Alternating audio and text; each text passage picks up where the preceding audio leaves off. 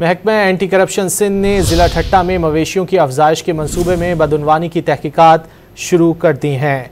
Director anti corruption का DG ज़रई तहकीकात को ख़त, रिकॉर्ड समेत 18 मार्च को तलब कर लिया गया। मवेशियों की वैक्सीन, अद्वियात और चारे की फराहमी में करोड़ों की करप्शन की तहकीकात। महकमा ज़राअत के अफसरान पर अद्वियात, वैक्सीन और चारे के नाम पर करोड़ों रुपए के गबन का इल्ज़ाम आयद किया गया है। महकमा एंटी करप्शन सिंध ने ज़िला ठट्टा में मवेशियों की अफजाइश के मंसूबे में बदउनवानी की तहकीकात शुरू कर दी हैं। डायरेक्टर एंटी करप्शन का डीजी ज़रई तहकीकात को ख़त, रिकॉर्ड समेत 18 मार्च को तलब कर लिया गया। मवेशियों की वैक्सीन, अद्वियात और चारे की फराहमी में करोड़ों की करप्शन की तहकीकात। महकमा ज़राअत के अफसरान पर अद्वियात, वैक्सीन और चारे के नाम पर करोड़ों रुपए के गबन का इल्ज़ाम आयद किया गया है।